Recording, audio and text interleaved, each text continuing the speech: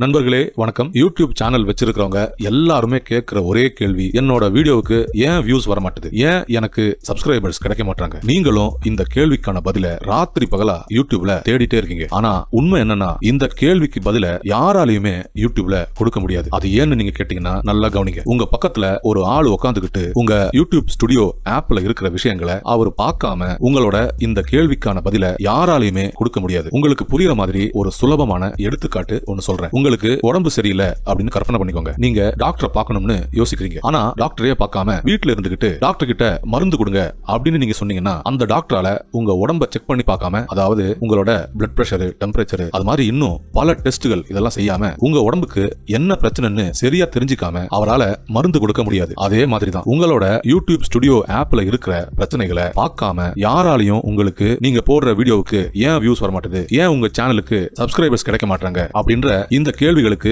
பதில சொல்லவே முடியாது. அது ஏன்னா ஒவ்வொரு சேனலிலும் அவங்க வீடியோஸ்ல வேற வேற வித்தியாசமான பிரச்சனைகள். எல்லாருக்குமே ஒரே பிரச்சனை கிடையாது. எத்தனை பேரு உங்க வீடியோவை கிளிக் பண்ணாங்க, அவங்க எவ்வளவு நேரம் உங்க வீடியோ பார்த்தாங்க, எத்தனை லைக் கிடைச்சிருக்கு, உங்க வீடியோ எங்க ஓடிச்சு, சர்ச்ல ஓடிச்சா, சஜஸ்டட் வீடியோஸ்ல ஓடிச்சா, அது மாதிரி இன்னும் நிறைய விஷயங்கள் உங்களோட யூடியூப் ஸ்டுடியோ ஆப்ல பார்க்காம யாராலையும் உங்களுக்கு உங்க வீடியோவுக்கு ஏன் வியூஸ் வர மாட்டேது, உங்க சேனலுக்கு என்னதான் பிரச்சனை அப்படின்ற பதில உங்களுக்கு கொடுக்கவே முடியாது. இந்த பிரச்சனை சேனலை சப்ஸ்கிரைப் செய்யுங்கள். செய்துவிட்டு யூடியூபை பத்தி நிறைய சந்தேகங்கள் இருக்கிற நண்பர்கள் இந்த வாய்ப்பை பயன்படுத்திக் கொள்ளுங்கள். புதுசா யூடியூப் சேனல் ஆரம்பிச்சு நடத்துற நண்பர்கள் செய்யற தவறுகளை இப்போது நம்ம பார்க்கலாம் வாங்க. இங்க பாருங்க, இந்த சேனல் முதல் தப்பு வீடியோவை அப்லோட் பண்ற டைம். நம்ம வீடியோவை எந்த டைம்ல யூடியூப்ல போடுறோம் அப்படின்றது ரொம்ப முக்கியம். இந்த நண்பர் பாருங்க, இவரு காலையில 7:30 மணிக்கு போடுறாரு. நீங்க ஷார்ட்ஸை காலையிலே போட்டீங்கன்னா உங்களுக்கு அதிக வியூஸ் கிடைக்காது. உங்க ஷார்ட்ஸை எப்பவுமே மத்தியானம் 2:30 மணி இல்லனா 3 மணிக்கு மேல போடுங்க. அதுக்கப்புறம் இவர் பண்ற தப்பு வீடியோ கேட்டகரி செலக்ட் பண்றது. இவர் கரெக்டா தான் செலக்ட் பண்ணிருக்காரு, எஜுகேஷன் செலக்ட் பண்ணிருக்காரு,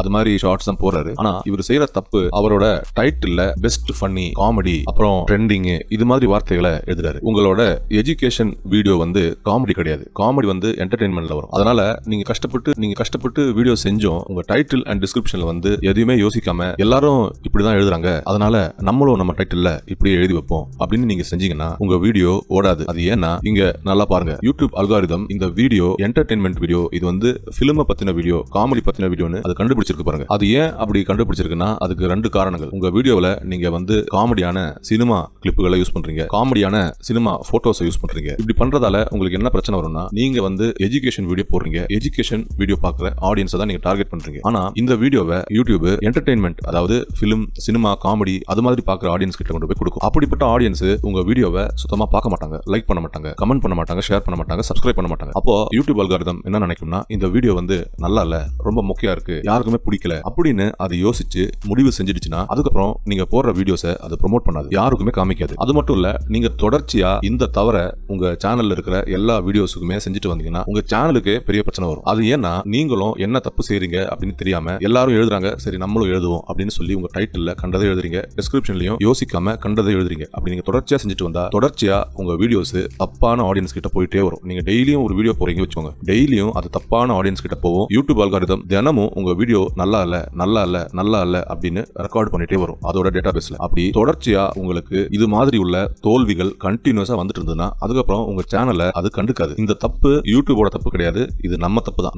நம்ம வீடியோவோட டைட்டில்லையும் டிஸ்கிரிப்ஷன்லயும் எழுதுற ஒவ்வொரு வார்த்தையும் யோசிச்சு எழுதணும். நீங்க செஞ்சது எஜுகேஷன் வீடியோ, ஆனா இந்த வீடியோ யார்கிட்ட போச்சு, என்டர்டெயின்மெண்ட் வீடியோ பாக்குறவங்க கிட்ட போச்சு, காமெடி வீடியோஸ், ஃபன்னி வீடியோஸ் பாக்குற மக்கள் கிட்ட உங்க வீடியோஸ் போச்சு. அவங்க இது மாதிரி உள்ள எஜுகேஷன் வீடியோஸ் பார்க்க மாட்டாங்க. அதனால தப்பான ஆடியன்ஸ் கிட்ட உங்க வீடியோஸ் போகாம பாத்துக்கோங்க. எப்பவுமே உங்க வீடியோவோட ஆடியன்ஸ் யாரு, நீங்க இந்த வீடியோவை யாருக்காக செய்றீங்க அப்படின்றத மனசுல எப்பவுமே வச்சுக்கோங்க. உங்க வீடியோ செஞ்ச உடனே, நீங்க போட்ட உடனே அது கரெக்டான ஆடியன்ஸ் கிட்ட போகணும் அப்படின்ற மாதிரி உங்க வீடியோவை நீங்க செய்யணும். அதுக்கேற்ற மாதிரி டைட்டில், டிஸ்கிரிப்ஷனை எழுதணும். நிறைய பேர் உங்களை யூடியூப்ல ஏமாத்திட்டே இருக்காங்க. அதாவது இந்த செட்டிங்கை மாத்துங்க, அந்த செட்டிங்கை மாத்துங்க, இந்த செட்டிங்கை நீங்க மாத்துனீங்கன்னா இன்னிலிருந்து உங்க வியூஸ் பயங்கரமா போகும் அப்படின்னு. அப்படி அவங்க எல்லாரும் உங்களை நல்லா பொய் சொல்லி ஏமாத்துறாங்க, நீங்களும் ஏமாந்துட்டே வரீங்க அப்படின்றதுக்கு இந்த வீடியோ ஒரு அருமையான எடுத்துக்காட்டு. ஏன்னு கேக்குறீங்களா? இந்த நண்பர் அவர் செட்டிங்கை ஒழுங்கா தான் பண்ணிருக்காரு. அதாவது வீடியோ கேட்டகரின்ற அந்த செட்டிங்கை அவர் கரெக்டா தான் செட் பண்ணிருக்காரு. எஜுகேஷன் தான் செட் பண்ணிருக்காரு. ஆனா நீங்க என்னதான் செட்டிங் போட்டாலும் உங்க வீடியோ எதை பத்தினதுன்றது யூடியூப் அல்காரிதம் ஈஸியா கண்டுபிடிச்சிடும். உங்க வீடியோவோட தலைப்பு,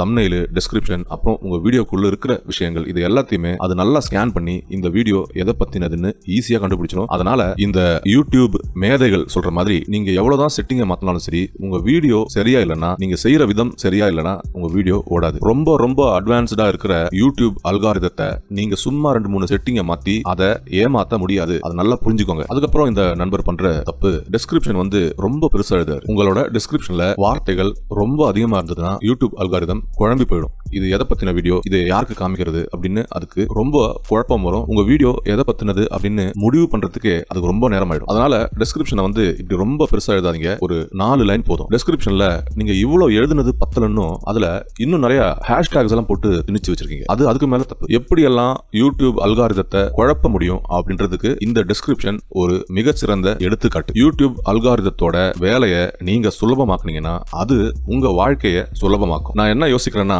இந்த டிஸ்கிரிப்ஷன் வந்து நீங்க சொந்தமா எழுதல. இது ஏதோ ஒரு விக்கிபீடியா இல்லைன்னா அது மாதிரி உள்ள வெப்சைட்ஸ்ல இருந்து நீங்க அப்படியே காப்பி பண்ணி பேஸ்ட் பண்ணிருக்கீங்க. அது வந்து ரொம்ப தப்பு. அப்படி பண்ணாம நீங்க சொந்தமா எழுதுங்க. சொந்தமா எழுத முடியலன்னா ChatGPTயோட உதவியை பயன்படுத்தி எனக்கு 4 லைன்ல ஒரு சிம்பிளான டிஸ்கிரிப்ஷனை எழுதி கொடுப்பா அப்படின்னு அதுகிட்ட சொன்னீங்கன்னா அது உங்களுக்கு சிம்பிளான இங்கிலீஷ்ல எழுதி தரும். இப்ப நான் சொன்னதுல ஏதாவது சந்தேகங்கள் இருந்தால் கமெண்ட்ல கேளுங்க. அதுக்கப்புறம் இந்த நண்பரோட சேனல்ல ஒரு நல்ல விஷயம் என்னன்னா, அப்லோட் ஃப்ரீக்வன்சி நல்லா இருக்கு. அதாவது வாரத்துக்கு இவர் 7 வீடியோ போடுறாரு. தினமும் ஒரு வீடியோ போடணும் அப்படின்றதுல குறிக்கோளா இருக்காரு. அது வந்து ரொம்ப நல்ல விஷயம். புது சேனல்கள் வளர்ந்து மேல வரதுக்கு ஷார்ட்ஸ் போறதுனா தினமும் ஒரு ஷார்ட்ஸ், லாங் வீடியோனா வாரத்துல ஒரு 3 லாங் வீடியோவாவது போடுறது ரொம்ப நல்லது. அதுக்கப்புறம் இந்த நண்பரோட சேனல்ல ஒரு ரொம்ப பெரிய நல்ல விஷயம்னா, இவரு போட்டோக்கள் மற்றும் காப்பிரைட் இல்லாத ஃப்ரீ ஸ்டாக் வீடியோஸை மட்டும் பயன்படுத்தி ஷார்ட்ஸ் போடுறாரு. இவருக்கு வந்து ஃபியூச்சர்ல எந்த ஒரு காப்பிரைட் பிரச்சனையும் வராது. மானிட்டைசேஷன் பண்ண இவர் வந்து அப்ளிகேஷன் கொடுக்கும் போதும் இவருக்கு எந்த பிரச்சனையும் வராது. அப்படி வந்து சேனலை ரொம்ப கிளீனா செஞ்சுட்டு வராரு. மானிட்டைசேஷன் இந்த வீடியோவை மறக்காம பாருங்க. நண்பர்களே, சந்தோஷமா இருங்க, தைரியமா இருங்க, ஒன்றாக முன்னேறலாம். நன்றி,